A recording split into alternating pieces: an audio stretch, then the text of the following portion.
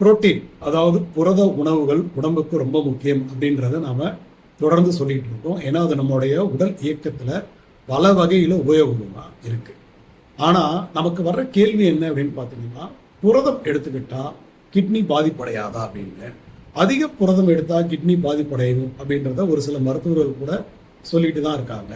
குறிப்பா சர்க்கரை வியாதி போன்ற ஒரு சில வியாதி இருக்கிற சிலர் புரதம் இருக்கிறத தவிர்த்துக்கோங்க அப்படின்றத அவங்களும் சொல்றாங்க.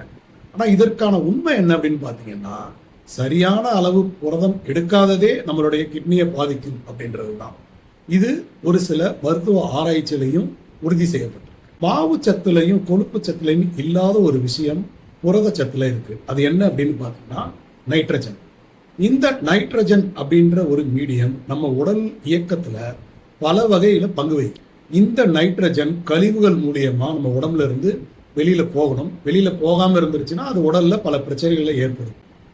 நீர்வாழ் உயிரினமான நுண் உயிர்கள்ல இருந்து மனிதன் வரைக்கும் எல்லா உயிரினங்களும் நைட்ரஜனை உடம்புல இருந்து வேற வேற வகையில வெளியேற்றிட்டு தான். நுண் உயிர்கள் நைட்ரஜனை அம்மோனியாவா வெளியேற்றும். பறவைகள், பல்லிகள் போன்றவை யூரிக் ஆசிடா வெளியேற்றும். மனிதனான நம்ம என்ன பண்றோம்னா யூரியாவா வெளியில அனுப்பும். இந்த மாதிரி நைட்ரஜன் கழிவுகளை உடம்புல இருந்து வெளியேற்றுறதுல முக்கிய பங்கு வகிக்கிற உடல் உறுப்பு என்ன அப்படின்னு பாத்தீங்கன்னா சிறுநீரகமும் கல்லீரலும் தான். சரியான அளவு புரதம் எடுக்கும் பொழுது சிறுநீரகம் அந்த நைட்ரஜன் அளவுகளை, அதாவது நைட்ரஜன் கழிவுகளை மிகச்சரியா வெளியேற்றும். ஆனா ஒரு சிலரோட கேள்வி என்ன அப்படின்னு பாத்தீங்கன்னா, இந்த புரதம் லோட் ஆகும் பொழுது கிட்னி பாதிப்பு அடையாதா அப்படின்றது தான். நாம தொடர்ந்து சொல்லிட்டு இருக்கிற மாதிரி 1 கிலோ பாடி வெயிட்டுக்கு 1 கிராம் புரோட்டீன் அப்படின்றது நம்மளுடைய தினப்படி தேவை.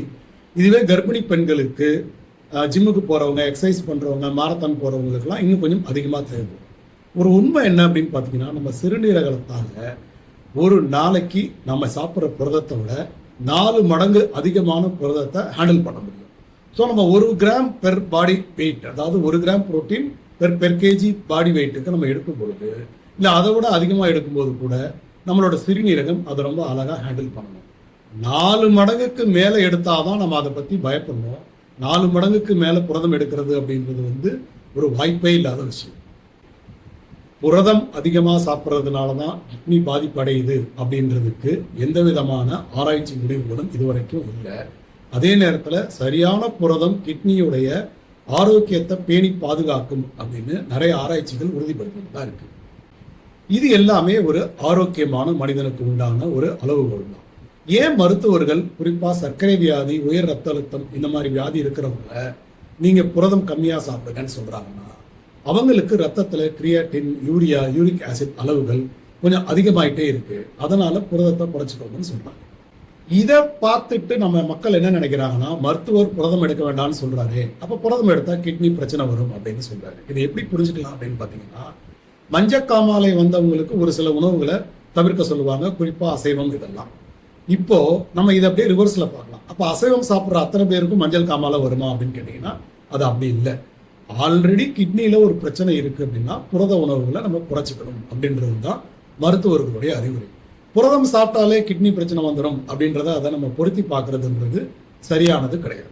நம்ம கிட்னி ஒரு ஃபில்டர் மாதிரி தான். நல்ல ஓட்டையே இல்லாத ஒரு ஃபில்டர்ல நீங்க கழிவுகள் உள்ள ஒரு தண்ணியை ஊற்றினீங்கன்னா கழிவுகளை அதை அழகா ஃபில்டர் பண்ணிட்டு தண்ணி மட்டும் வெளியில வரும்.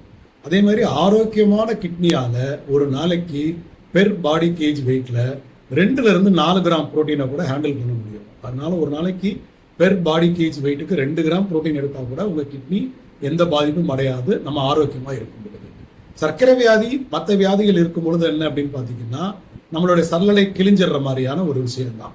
அப்ப கிழிஞ்ச சல்லடையில ஏதாவது நீங்க போட்டீங்கன்னா சரியான ஃபில்ட்ரேஷன் நடக்காது இல்லையா? அந்த மாதிரி தான் நம்ம என்ன பண்ணணும். அப்போ மூல காரணம் என்ன? சர்க்கரை வியாதி போன்ற தொற்றா நோய்களை அட்ரஸ் பண்ணோம்னா கிட்னில எந்த பிரச்சனையும் வராது. ஸோ இதுல இருந்து நம்ம தெரிஞ்சுக்க வேண்டிய விஷயம் என்ன அப்படின்னு பாத்தீங்கன்னா, கிட்னி பாதிப்புக்கு உண்டான அடிப்படை காரணமான தொற்றா நோய்களை அட்ரஸ் பண்ணோம்னா நம்ம புரத உணவுகள் சாப்பிட்றதுல எந்த பிரச்சனையுமே கிடையாது. அப்ப தொற்றா நோய்களுடைய அடிப்படை காரணம் என்ன அப்படின்னு பாத்தீங்கன்னா, உணவு முறையில அதீத மாவுச்சத்துக்கள், அதீத சர்க்கரை கொன்ற உணவு முறை தான். இதை தான் நம்ம பேலியோ டயட்ல தொடர்ந்து என்ன சொல்லிட்டு இருக்கோம், மாவு சத்தை நிறுத்துங்க, அல்லது எவ்வளவு குறைக்க முடியுமோ குறைங்க.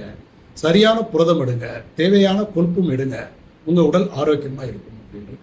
இந்த வகையில தேவையான புரதம் எடுக்கும் பொழுது நம்மளுடைய கிட்னிக்கு எந்த பிரச்சனையும் இல்லை, நம்ம ஆரோக்கியமா இருக்கலாம், தொற்றா நோய்கள் அனைத்துல இருந்தும் வெளியில வரலாம், கிட்னி பிரச்சனைக்கு அடிப்படை காரணத்துல இருந்தும் நம்ம வெளியில வரலாம்.